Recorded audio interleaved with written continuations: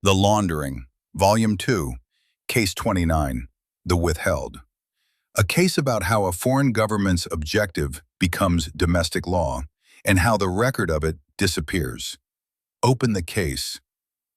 In April of 2026, Global Affairs Canada answered an access to information request for the Israeli government's correspondence to the foreign minister about anti-Semitism in Canada with a single sentence. The records are all withheld. The exemption cited was the one for confidential documents sent by foreign states.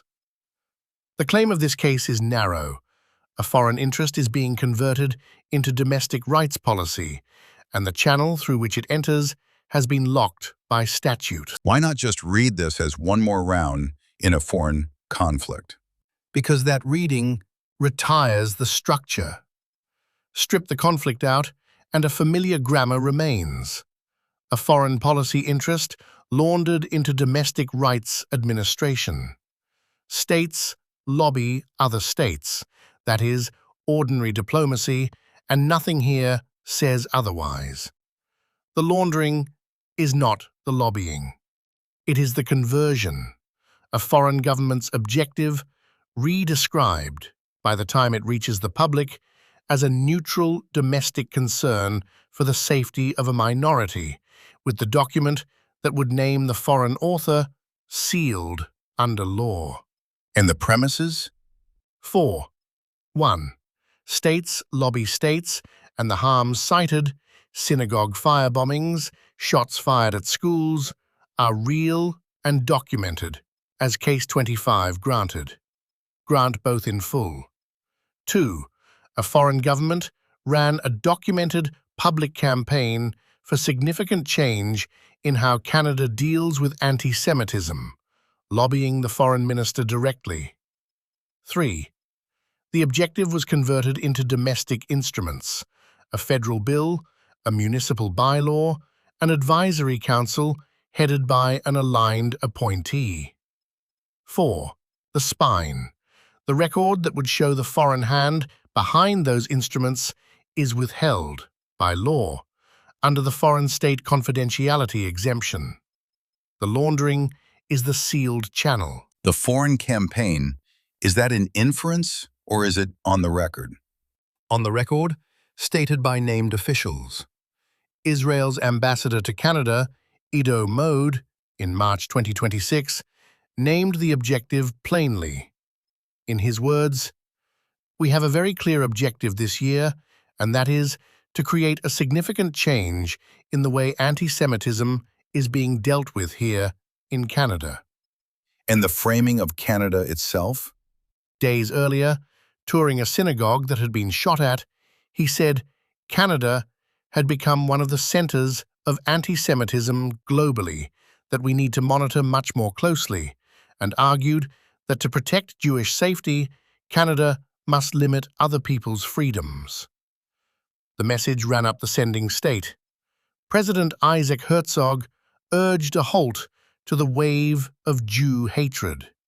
Foreign Minister Gideon Saar called for special measures to protect Jewish communities.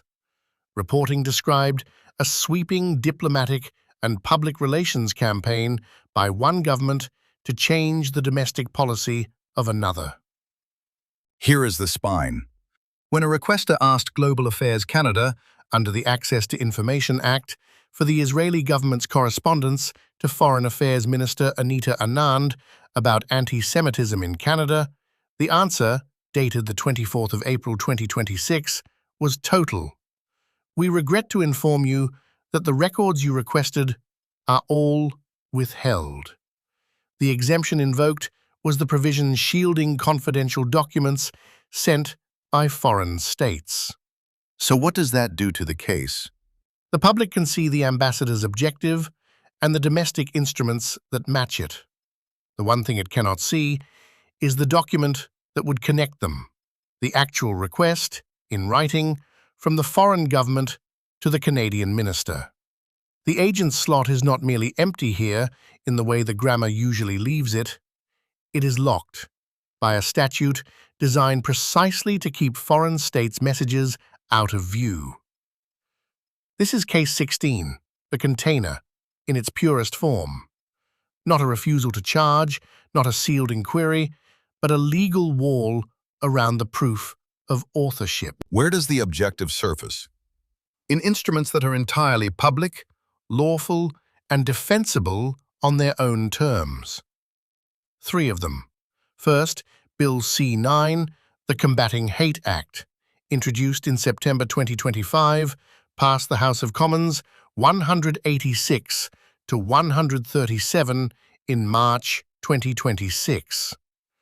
It criminalizes willful intimidation and obstruction of access to places of worship, schools, and community centers, with explicit safeguards for peaceful protest.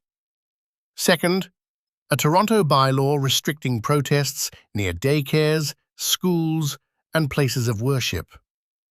Third, the Ministerial Advisory Council on Rights, Equality, and Inclusion, to which, on the 1st of June 2026, the Prime Minister named Mark Gold, a former chair of the Canada-Israel Committee, to head it.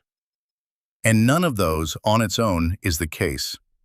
No, C-9 protects real access to real institutions. A council can be staffed by whoever a government chooses. The point is, the match.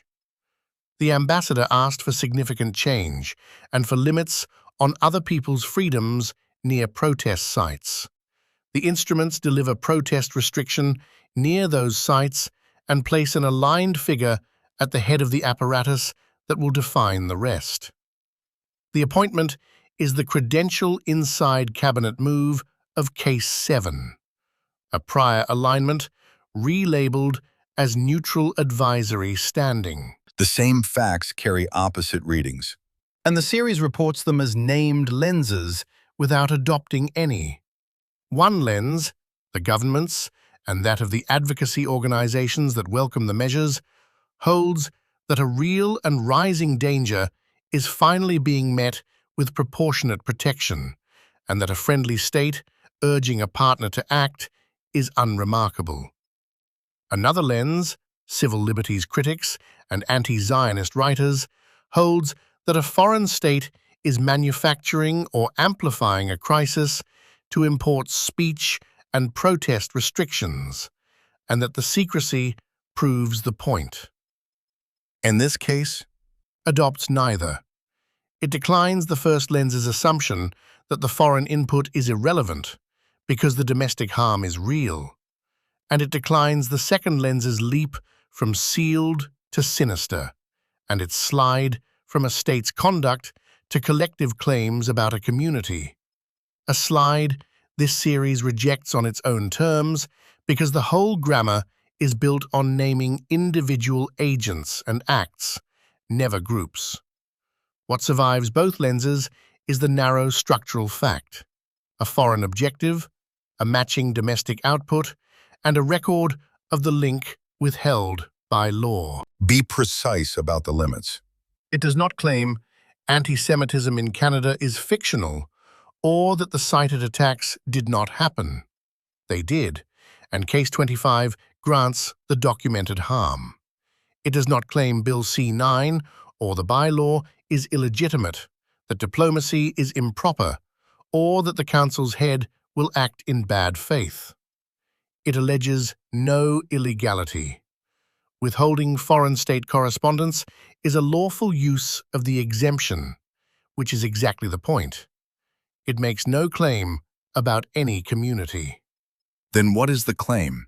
This: a foreign government's documented objective has been converted into domestic instruments addressed in the vocabulary of minority protection. An aligned figure has been placed at the head of the defining apparatus, and the correspondence that would let the public read the foreign ask has been withheld by law. The conversion is visible at both ends and sealed in the middle. Strip it to the structure. No conspiracy is required, and none is alleged. A foreign government states an objective in public. A partner government legislates in the same direction for reasons it can defend on the domestic record. An aligned figure is appointed to neutral advisory standing. And the one document that would connect the foreign ask to the domestic act is withheld under a statute written to keep foreign messages confidential. Each step is lawful and ordinary. The integration is a foreign interest moving through domestic rights machinery with its point of entry locked. Convergent influence without a readable order. How do we read the next one? When the next domestic protection measure arrives, wrapped in the language of safety, read it against the channel. Ask whose objective it answers and whether you are permitted to read the request. If you are, the framing may be true. If the record is withheld, the framing is the wash.